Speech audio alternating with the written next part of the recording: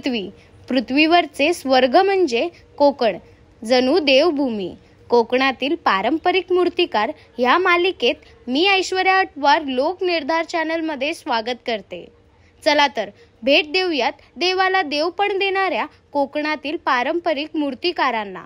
मातीला आकार देत आपल्यासाठी मोठ्या भक्तिभावाने श्री गणेशांची मूर्ती घडवणारे मालवणमधील कांदळ गावातील मूर्तिकार नंदकिशोर काली कांदळकर यांना. तर आता ह्याच शाळेतील अजून एक कलाकार आहेत नंदू कांदळकर म्हणून. तर त्यांना विचारूया एकंदरीत ते ह्या क्षेत्रामध्ये कसे आले आणि त्यांचा ह्या क्षेत्राबद्दल काय अनुभव आहे. नंदू दादा नमस्कार. नमस्कार. एकंदरीत तुझा अनुभव कसा आहे या क्षेत्रातला? माझा अनुभव कशी झाली या क्षेत्रामध्ये?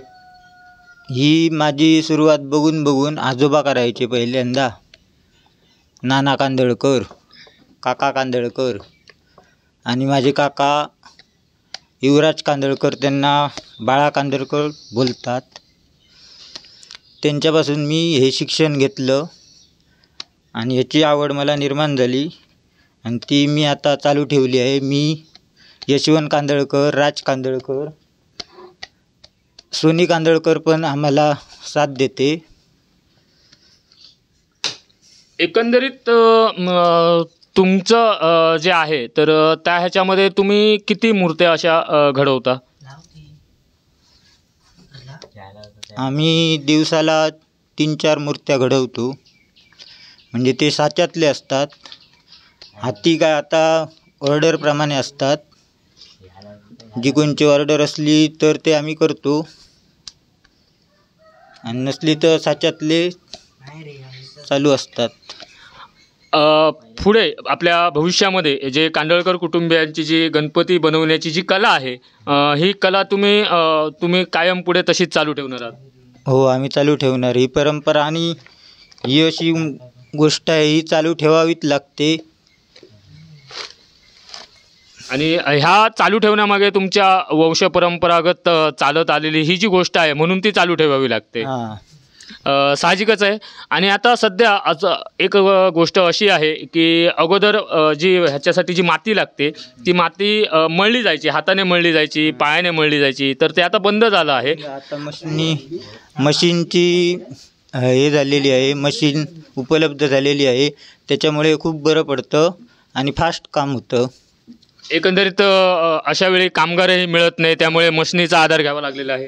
मशनीचा आधार घ्यावा आणि कामगार पण आता भेटत नाही आणि त्यांचे हात चिकचिकीत होतात, पाय चिकचिकीत, त्याच्यामुळे ते कंटाळतात. त्यामुळे ही तंत्रज्ञानाने मशीन जी उपलब्ध केली आहे ती आम्हाला फायदेशीर ठरली आहे. नक्कीच नंदू दादा, खूप छान तुम्ही माहिती दिलेली आहे, त्याबद्दल तुमचेही मनापासून धन्यवाद. धन्यवाद.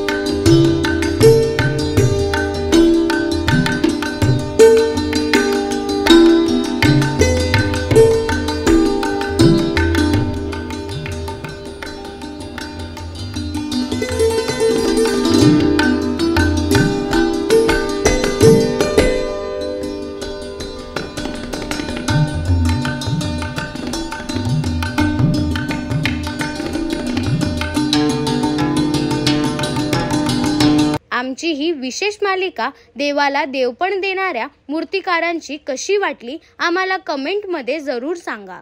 बोला गणपती बाप्पा मोरया. भेटूया पुढील भागात अशाच एका कोकणातील पारंपरिक मूर्तिकारांना. तोपर्यंत लोकनिर्धार न्यूज चॅनलला सबस्क्राईब करायला विसरू नका.